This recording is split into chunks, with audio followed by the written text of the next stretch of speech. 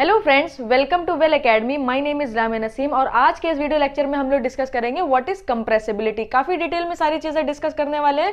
अभी तक आपने चैनल को सब्सक्राइब नहीं किया तो प्लीज जाके पहले चैनल को सब्सक्राइब कर लिए ताकि आपको डेली नोटिफिकेशन मिलती रहे और मेरी एक भी वीडियो आपसे मिस ना हो।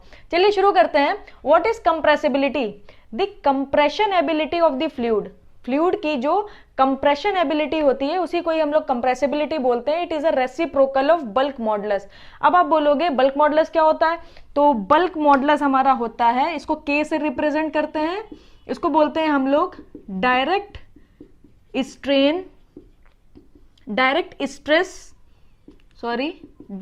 स्ट्रेस अपॉन वॉल्यूमेट्रिक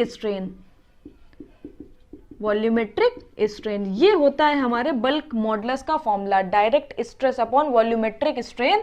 और अगर इसको हम लोग लिखें तो डीपी अपॉन वॉल्यूमेट्रिक स्ट्रेन क्या हो जाएगी? डीवी अपॉन वी, वो भी नेगेटिव में। ओके, अब अगर आप इसकी यूनिट की बात करो, बल्क मॉडुलस की यूनिट क्या होगी? देखिए ये डीपी किस में होगा? न्यूटन में होगा। स्ट्रेस हमारी न्यूटन में होगी, न्यूटन पर मीटर स्क्वायर में होगी। और वॉल्यूमेट्रिक स्ट्रेन एक डायमेंशनलेस क्वांटिटी है तो स्ट्रेन की कोई भी यूनिट नहीं होगी, तो न्यूटन पर मीटर स्क्वायर हमारी इसकी यूनिट होने वाली है। ओके, अब मैंने आपसे बोला कि जो कंप्रेशन एबिलिटी है उसे कंप्रेसिबिलिटी बोलते हैं और ये रेसिप्रोकल होती है बल्क मॉडुलस के, यानी के अगर हम लोग 1/k लिख दें तो हमें क्या मिल जाएगी? कंप्रेसिबिलिटी। तो देखिए कैसे करेंगे हम लोग। फॉर कांस्टेंट मास, अगर हम लोग कांस्टेंट मास की बात करें तो हम लोगों ने एक फॉर्मूला पढ़ रखा है, density is equal to mass by volume. Okay, अब यहां पर क्या करा? मास को कांस्टेंट कर दिया तो rho into V is equal to एक कांस्टेंट टर्म हो गया मास। अब जरा आप इसे डिफरेंशिएट करिए, डिफरेंशिएट करेंगे तो आपको मिलेगा rho D V plus V D rho is equal to, यहां पर क्या हो जाएगा? जीरो, क्योंकि मास कांस्टेंट था, कांस्टेंट का डिफरेंशिएशन क्या होता है? जीरो होता है। अब यहां से जरा आप डीवी अपॉन वी की वैल्यू निकालिए, तो डीवी अपॉन v की वैल्यू आपको कितनी मिलने वाली है? देखिए इसको इधर ले जाएंगे तो ये मिल जाएगी d rho upon rho. Okay, अब माइनस साइन जरा आप इधर भेज दीजिए तो ये मिल जाएगा minus d v upon v is equal to d rho upon rho. क्या ये वैल्यू उठा के हम लोग यहाँ पुट कर सकते हैं? तो चलिए पुट कर दीजिए। आप अगर यहाँ पर ये वैल्यू पुट करोगे तो आपको बल्क मॉडुलस मिलेगा DP upon D rho upon rho. Okay, ये आपको वैल्यू मिल जाएगी। अब ये रो ऊपर चला जाएगा तो आपको के की वैल्यू मिलने वाली है रो dp अपॉन डी रो। तो एक फॉर्मूला आपका बल्क मॉडुलस का ये आ गया। अब इसी का ही रेसिप्रोकल कंप्रेसिबिलिटी होता है। ओके, तो बीटा से रिप्रेजेंट करते हैं, इसको हम लोग बोलते हैं coefficient of compressibility. Okay, coefficient of compressibility, इसको बीटा से रिप्रेजेंट करते हैं तो ये किसके बराबर हो जाएगा? 1/k के। और 1/k की वैल्यू कितनी होगी? देखिए ये हो जाएगा 1 upon rho D rho upon DP. Okay, reciprocal लिखा है मैंने, k को 1/k कर दिया है तो 1 अपॉन रो हो जाएगा और ये जो डी रो है ये ऊपर आ जाएगा, डीपी नीचे चला जाएगा। तो यहां से आपको वैल्यू मिल गई 1 upon rho D rho upon DP. अच्छा, अब इसकी यूनिट की अगर हम लोग बात करें तो इसकी यूनिट कितनी होगी? देखिए आपने के का रेसिप्रोकल ले लिया है ना, तो इसकी यूनिट कितनी थी? Newton per metre square. तो कोफिशिएंट ऑफ कंप्रेसिबिलिटी की यूनिट हो जाएगी मीटर स्क्वायर पर न्यूटन। तो ये हमारे पास फाइनल एक्सप्रेशन आ गया कंप्रेसिबिलिटी का। ओके, अब मैं अगर थोड़ा सा ऑब्जर्वेशन यहाँ पे दूं, आपको थोड़ा सा ऑब्जर्व कराऊं तो आप देखिएगा, पहला ऑब्जर्वेशन है 1 डाल के लिखते हैं, if beta is equal to 0, अगर ये बीटा की वैल्यू 0 हो जाए तो डी रो आपको क्या मिलेगा? 0 मिलेगा। ठीक है, अब जरा आप इसको इंटीग्रेट करो, जब इंटीग्रेट करोगे तो ये डेंसिटी आपको कांस्टेंट मिलने वाली। डी रो अगर कांस्टेंट 0 है तो रो क्या होगा? कांस्टेंट होगा। इट मींस डेंसिटी फ्लूइड की चेंज नहीं हो रही है। अगर बीटा 0 है, डेंसिटी फ्लूइड की नहीं चेंज हो रही, इसका मतलब क्या है? Fluid is incompressible. Okay, fluid is incompressible. तो अगर एग्जाम्पल की मैं आपसे बात करूं, बीटा 0 है, फ्लूइड इज इनकम्प्रेसिबल, और इनकम्प्रेसिबल फ्लूइड हमारा कौन सा होता है? Liquids is the example of incompressible fluid.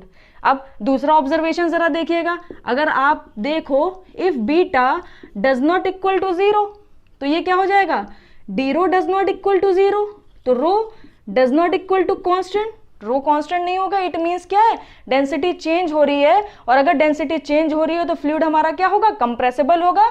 तो यहां पर हम लिख सकते हैं फ्लूइड इज कंप्रेसिबल। ओके, काफी डिटेल में सारी चीजें डिस्कस करेंगे, बस वीडियो के एंड तक आप बने रहिए, इस पूरी सीरीज को आप फॉलो करते चलिए। अब कंप्रेसिबल फ्लूइड का एग्जांपल अगर मैं बात करूं आपसे, तो गैसेस हमारा एग्जांपल हो जाएगा कंप्रेसिबल फ्लूइड का। तो ये छोटी सी ऑब्जर्वेशन हमारी हो गई कंप्रेसिबिलिटी के ऊपर, आपको डिटेल में मैंने सारी चीजें समझाई। अब कुछ और पॉइंट्स मैं इसमें ऐड करने जा रही हूं, आप उसे देखिएगा। अब यहां पर मैं एक टर्म ऐड कर रही हूं, for compressible fluid. Okay, compressible fluids की हम बात करेंगे, आपको एक हेडिंग डालनी है फॉर कंप्रेसिबल फ्लूइड। इसके लिए सी हमारा होता है under root of K by rho, where K is the bulk modulus and rho is the density. इस C को क्या बोलते हैं, इस C को हम लोग बोलते हैं वेलोसिटी ऑफ साउंड। ओके, और वेलोसिटी ऑफ प्रेशर वेव, आप अपने हिसाब से लिख सकते हो, C is the velocity of sound. अब एक टर्म आता है मैक नंबर, तो what is the formula of Mach number, देखिएगा मैक नंबर को हम लोग MA से रिप्रेजेंट करते हैं, इसको हम लोग बोलते हैं मैक नंबर। ओके, अगर इसके फॉर्मूले की हम बात करें तो ये होता है fluid velocity upon sound velocity. तो V हमारा क्या है, V is the velocity of fluid.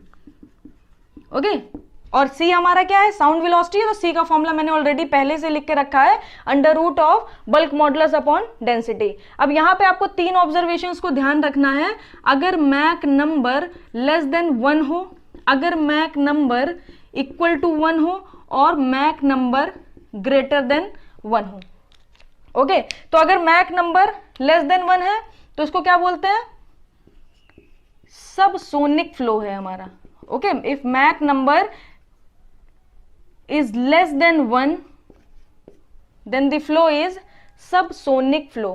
Okay, अगर इक्वल टू 1 है तो ये हमारा कहलाता है सोनिक फ्लो, अगर ग्रेटर देन 1 है तो इसको हम लोग बोलते हैं सुपरसोनिक फ्लो। कई बार क्या होता है, मल्टीपल MCQ क्वेश्चंस में, मल्टीपल चॉइस क्वेश्चन में ये इस तरीके के क्वेश्चंस आते हैं, आपसे बोल देता है 4 ऑप्शंस दिए हुए होंगे, Mach number less than 1, Mach number is equal to 1, Mach number greater than 1, और फोर्थ हमारा कोई अनदर ऑप्शन दे देगा आपको, और पूछेगा सबसोनिक फ्लो के लिए कौन सी कंडीशन एप्लीकेबल होगी, या सुपरसोनिक फ्लो के लिए या सोनिक फ्लो के लिए कौन सी कंडीशन एप्लीकेबल होगी।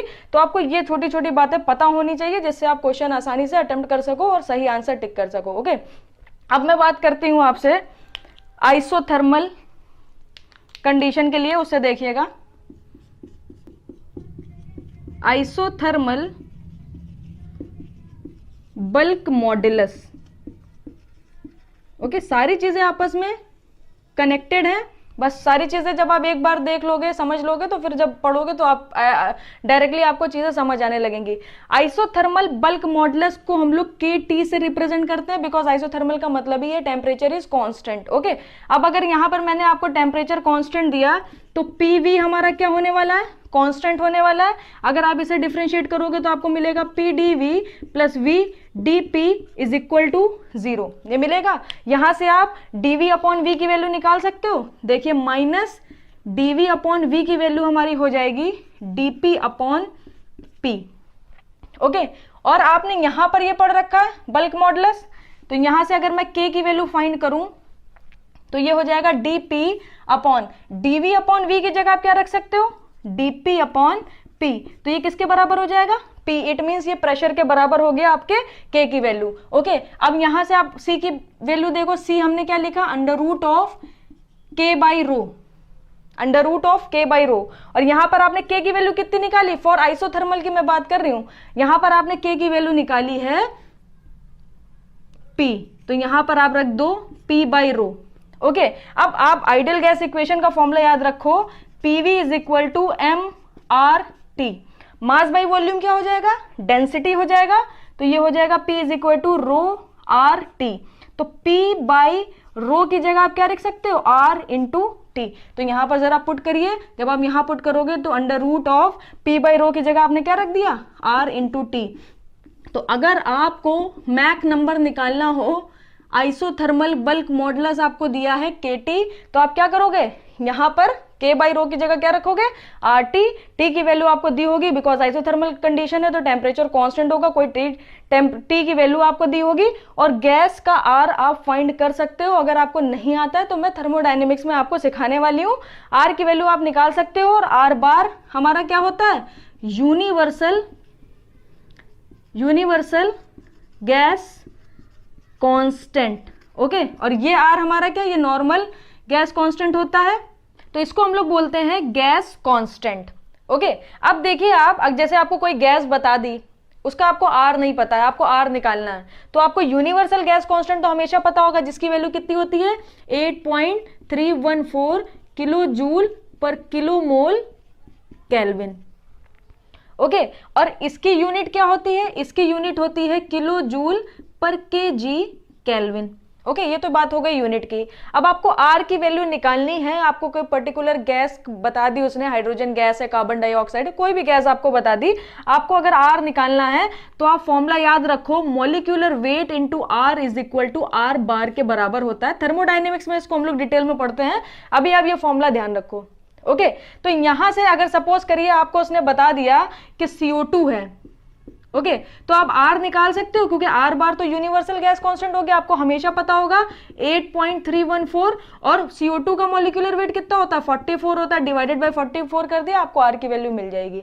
तो अलग अलग कंडीशन में K की वैल्यू चेंज होती रहेगी, इस वजह से C की वैल्यू चेंज होती रहेगी। तो आइसोथर्मल कंडीशन के लिए आइसोथर्मल बल्क मॉडुलस KT आपको फाइंड करना पड़ेगा, जो कि मैंने आपको बता दिया कि √R/T होगा।